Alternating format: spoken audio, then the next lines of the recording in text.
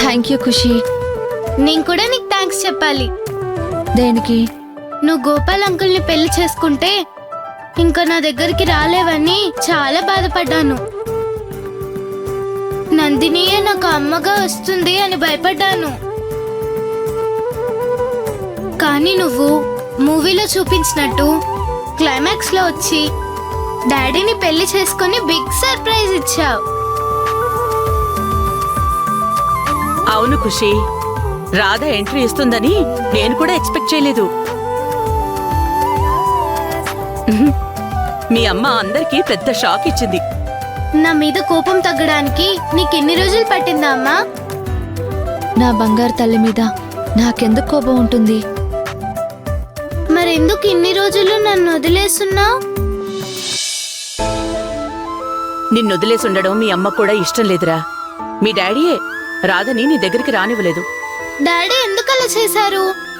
మీ డాడీకి నాకు మధ్య చిన్న ఫైట్ జరిగింది, అందుకే మీ డాడీ నా మీద కోపంతో ఉన్నారు. అవును, ఇందాక నేను చూశాను ఎంత గట్టిగా అరిచారో. హాస్పిటల్లో కూడా నిన్ను తిట్టి హర్ట్ చేశారు. డాడీ మారిపోయారమ్మా. ఇంతకు ముందు అత్తవాళ్ళు నిన్నింట్లో నుంచి పంపించాలని చూసినా డాడీ నీకు సపోర్ట్గా ఉండేవారు. కానీ ఇప్పుడు డాడీ కూడా అత్తవాళ్ళతో కలిసి నిన్ను తిడుతున్నారు. ఆ రోజు నువ్వు నా మాటలకు హర్ట్ అయి వెళ్ళిపోయినట్టుగా ఇప్పుడు డాడీ మాటలకు హర్ట్ అయ్యి మళ్ళీ వెళ్ళిపోతావేమో అని నాకు భయంగా ఉందమ్మా. మీ డాడీకి ఇష్టం లేకుండా వచ్చాను కాబట్టి ఇప్పుడు ఆయన నా మీద కోపంతో ఉన్నారు. కానీ కొద్ది రోజుల్లో నార్మల్ అయిపోతారు. ఆ నమ్మకం నాకుంది కాబట్టే నేను నిన్ను, ఈ ఇంటిని అస్సలు వదిలి వెళ్ళను. ప్రామిస్? ప్రామిస్. థ్యాంక్ యూ అమ్మా.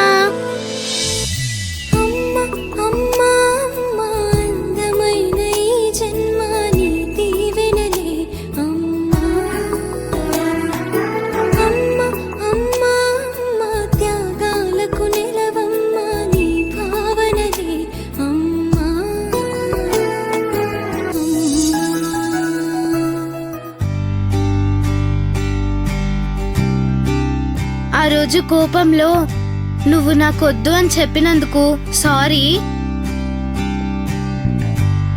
ఇంకెప్పుడు నిన్ను హేట్ చేయనమ్మా. ప్లీజ్ ఫర్గివ్ మీ.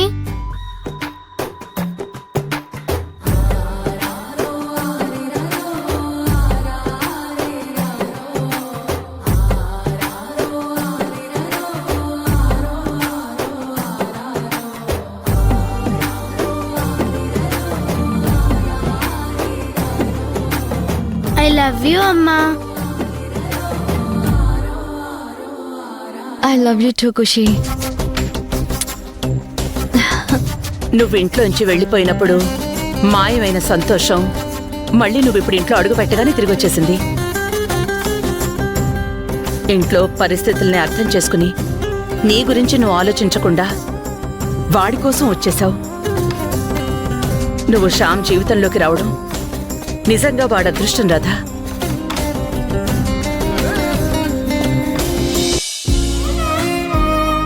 శ్యామ్ గారు కోల్పోయిన సంతోషాన్ని నేను తప్పకుండా తిరిగి తీసుకొస్తాను అత్తయ్య.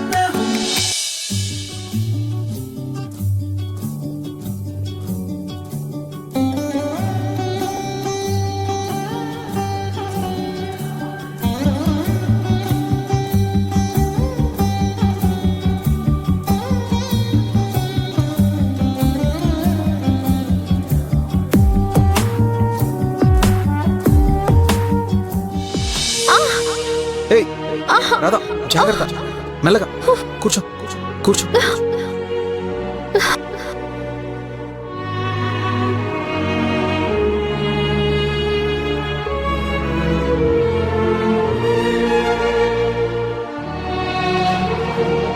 బాగుందా? మ్మ్. మ్మ్.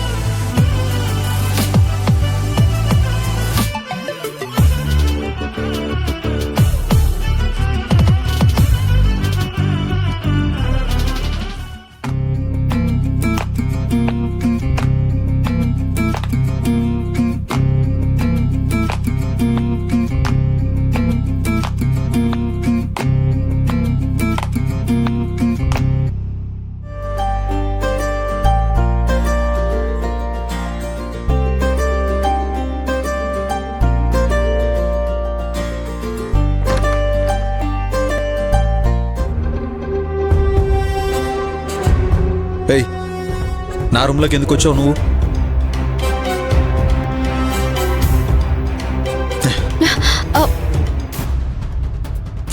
అయ్యో, అరే ఏంటండి మీరు? ఇప్పుడే నీట్గా సర్దుకున్నాను.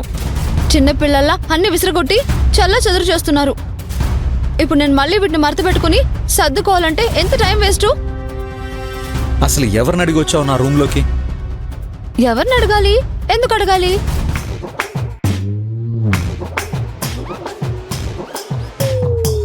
నీకు నా రూమ్లో స్థానం లేదు, మర్యాదగా వెళ్ళిపో.